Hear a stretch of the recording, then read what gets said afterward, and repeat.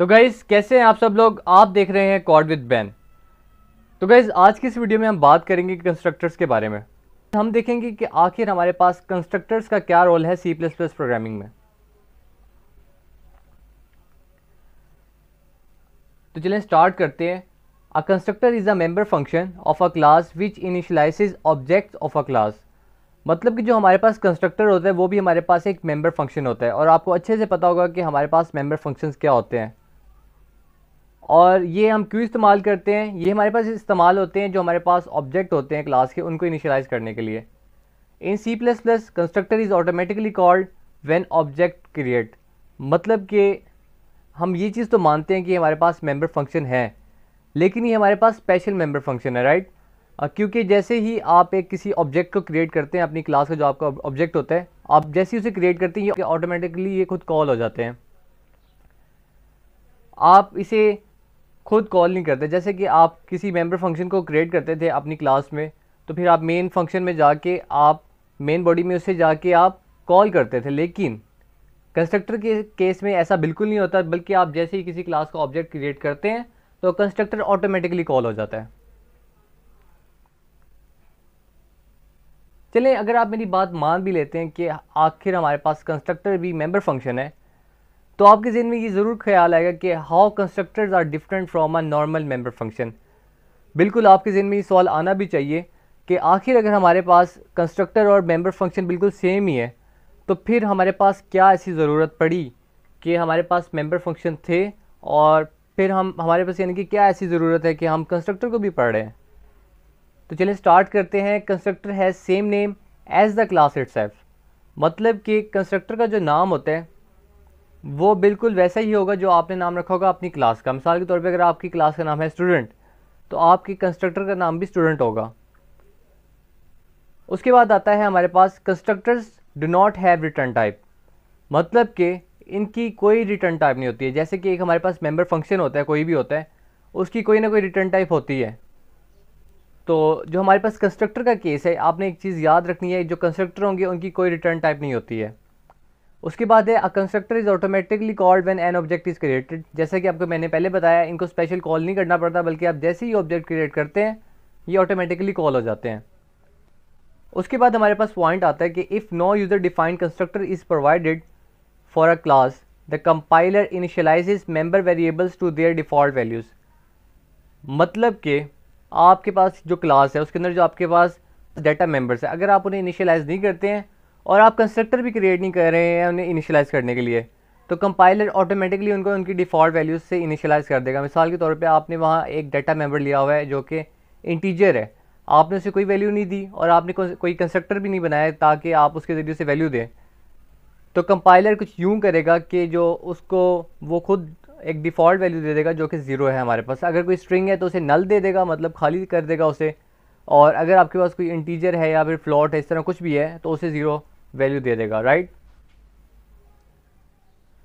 अब हम बात करते हैं टाइप्स ऑफ कंस्ट्रक्टर। हमारे पास तीन तरह के कंस्ट्रक्टर होते हैं सी प्लस प्लस में। पहला हमारे पास डिफ़ॉल्ट होता है, दूसरा हमारे पास पैरामीटराइज्ड कंस्ट्रक्टर होता है, और तीसरा हमारे पास कॉपी कंस्ट्रक्टर होता है। तो गाइस सबसे पहले हम बात करते हैं डिफ़ॉल्ट कंस्ट्रक्टर की। Default constructor is a constructor which does not take any argument, it has no parameter. मतलब कि जो हमारे पास डिफ़ॉल्ट कंस्ट्रक्टर होते हैं उनमें हम कोई आर्गूमेंट पास नहीं करते और इनके कोई पैरामीटर नहीं होते हैं। आपको याद होगा जब आप कोई फंक्शन क्रिएट करते हैं तो उसके आगे आप ब्रैकेट्स लगाते हैं, उसमें आप पैरामीटर्स पास करते हैं, फॉर्मल पैरामीटर्स। लेकिन कंस्ट्रक्टर में आप खाली ब्रैकेट्स तो लगाएंगे लेकिन वो ब्लैंक रहेंगी, उसमें आप कोई भी आर्गूमेंट पास नहीं करेंगे, क्योंकि ये हमारे पास है डिफ़ॉल्ट कंस्ट्रक्टर। अगर हमारे पास पैरामीटराइज कंस्ट्रक्टर होते तो आप उसमें ज़रूर पास करते, लेकिन फ़िलहाल आप डिफ़ॉल्ट कंस्ट्रक्टर को समझें कि हमारे पास उसमें कोई पैरामीटर नहीं होंगे, कोई आर्गूमेंट पास नहीं होगी।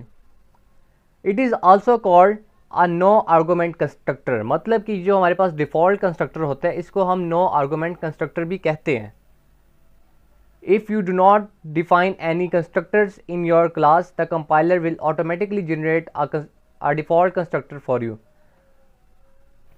इस स्टेटमेंट का मतलब ये है, अगर आप अपनी क्लास में डिफ़ॉल्ट कंस्ट्रक्टर क्रिएट नहीं करते हैं तो जो आपके पास कंपाइलर है वो ऑटोमेटिकली डिफ़ॉल्ट कंस्ट्रक्टर को क्रिएट करेगा।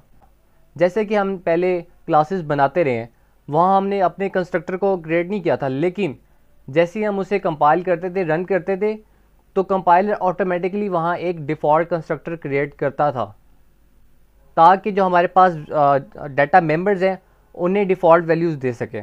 अभी आप सोच रहे होंगे कि मैंने यहाँ पे बहुत ज़्यादा थ्योरी फेंक दी और आपको बिल्कुल भी समझ नहीं आ रही है, तो आपने टेंशन बिल्कुल नहीं लेनी। अभी मैं आपको लेके चलूँगा डेफ सी प्लस प्लस में, और बिल्कुल 2 मिनट में आपको सब कुछ क्लियर हो जाएगा कि आखिर हमारे पास डिफ़ॉल्ट कंस्ट्रक्टर होते क्या। चलो चलते हैं अपने डेफ सी प्लस प्लस में। तो गाइस, जैसा कि आप देख सकते हैं हम अपने डेफ सी प्लस प्लस में आ चुके हैं, तो बिना टाइम को वेस्ट किए हुए स्टार्ट करते हैं। हैश इंक्लूड आयोस्ट्रीम,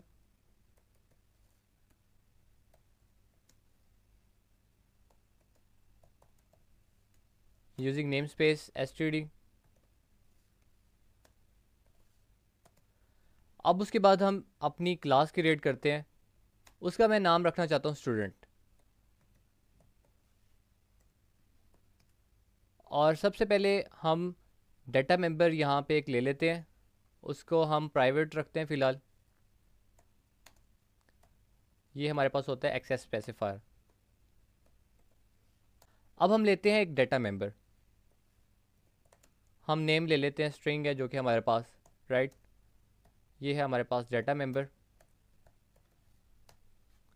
ओके, अब हम अपना क्रिएट करते हैं कंस्ट्रक्टर, जो कि हमारा मेन आज का टॉपिक है।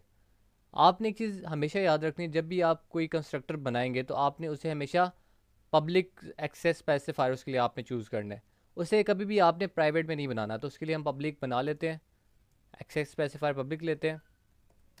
और अब हम यहाँ पे बनाते हैं कंस्ट्रक्टर। आपको याद होगा कि हमने जब पहले थ्योरी इसके बारे में पढ़ी है, आपको मैंने उसमें बताया था कि जो हम जब कंस्ट्रक्टर क्रिएट करते हैं, तो पहली बात तो ये उसकी कोई रिटर्न टाइप नहीं होती है, और दूसरी बात ये है कि जो उसका क्लास का नाम होता है, कंस्ट्रक्टर का भी वही नाम होता है। तो हम यहाँ स्टूडेंट लिख देते हैं, क्योंकि हमारे पास क्लास का नाम स्टूडेंट है। उसके बाद मैंने आपको बताया था कि जो आपके पास डिफ़ॉल्ट कंस्ट्रक्टर होता है, उसके पास उसमें आप कोई पैरामीटर पास नहीं करते हैं, कोई आर्गूमेंट पास नहीं होते, ना कोई फॉर्मल पैरामीटर होते हैं। तो इसकी जो ब्रैकेट्स हैं इन्हें हम एम्प्टी छोड़ते हैं। और आपको याद होगा कि आपको मैंने ये भी बताया था कि जो हमारे पास कंस्ट्रक्टर होते हैं, उनका जो मेन काम होता है वो ये होता है कि जो हमारे पास डाटा मेंबर्स है इन्हें इनिशियलाइज़ करना। अभी हम अपने जो यहाँ पे हमारे पास डाटा मेंबर नेम है, इसे हम इनिशियलाइज़ करते हैं। चलिए हम इसे नाम दे देते हैं बैन, राइट। और मैं चाहता हूँ एक नीचे मैसेज भी मुझे शो हो, योर नेम इज़। उसके बाद मैं नेम को प्रिंट करवा लेता हूँ। तो गैज़, ये है हमारे पास कंस्ट्रक्टर। उम्मीद करता हूँ आपको इस चीज़ की समझ आ गई होगी। अब हम क्लास से बाहर आते हैं, आखिर में सेमीकोलन लगाते हैं, इंट मेन करते हैं, मेन बॉडी के में आने के लिए इसे रिटर्न 0 पहले ही दे देते हैं। अगर आप रिटर्न 0 ना भी करें तो भी आपका प्रोग्राम रन करेगा। अब हम यहाँ पे एक स्टूडेंट जो हमारे पास क्लास है, उसका एक ऑब्जेक्ट क्रिएट करते हैं S1 के नाम से, राइट। अब मैं आपको कंपाइल करके दिखाता हूँ। देखिए हमारे पास कोई एरर नहीं है। अब इसे मैं रन करता हूँ, यहाँ हमें शो हो रहा है योर नेम इज़ बैन। अब आप ये सोचेंगे कि हमने तो उसे कॉल ही नहीं किया, जो यानी कि हमने अंदर एक कंस्ट्रक्टर बनाया था, वो हमारे पास होता तो वो फंक्शन ही है, लेकिन वो हमारे पास स्पेशल फंक्शन होता है। अब आपके ज़हन में ये सवाल आएगा कि हमने तो उसे कॉल ही नहीं किया। तो आपको याद होगा कि अभी कुछ टाइम पहले आपको जब मैं थ्योरी पढ़ा रहा था, तो वहाँ मैंने आपको बताया था कि जब भी आप कंस्ट्रक्टर को बनाते हैं, उसके बाद जब आप उस क्लास यानी कि जिस क्लास में आपने कंस्ट्रक्टर क्रिएट किया हुआ है, उस क्लास का कोई भी आप ऑब्जेक्ट क्रिएट करते हैं, जैसे कि हमने यहाँ पे S1 के नाम से ऑब्जेक्ट क्रिएट किया है, फिर जब आप इसे रन करेंगे तो ये ऑटोमेटिकली जो आपका कंस्ट्रक्टर होगा ये खुद ब खुद कॉल हो जाएगा। आप इसे जैसे दूसरे फंक्शन होते हैं उसकी तरह आप इसे कॉल नहीं करते हैं, बल्कि ये खुद ब खुद कॉल हो जाता है। आपने 4 चीज़ें ज़हन में रखनी है। पहली चीज़ ये है कि जो देखें शुरू में कोई हमारे पास रिटर्न टाइप नहीं होती है, जो आम फंक्शन है उनमें रिटर्न टाइप होती है। पहली चीज़ ये होगी।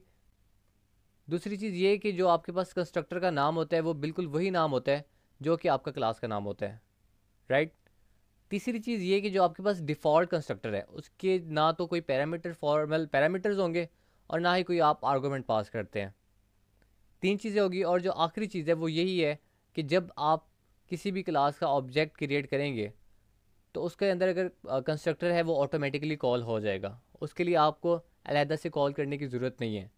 तो गाइज़ सिर्फ ये कंस्ट्रक्टर के बारे में कुछ अहम चीज़ें जो आपने जहन में रखनी है। तो उम्मीद करता हूँ आपको डिफ़ॉल्ट कंस्ट्रक्टर की समझ आ गई होगी। अगर आपको इसकी समझ आई है तो अभी जाके इस वीडियो को लाइक करें, और आप में से जिसने अभी तक मेरे चैनल को सब्सक्राइब नहीं किया जाके सब्सक्राइब करें, बेल आइकन पे हिट करें। तो गाइज़ आज की वीडियो में सिर्फ इतना ही, मिलते हैं नेक्स्ट वीडियो में, तब तक के लिए गुड बाय।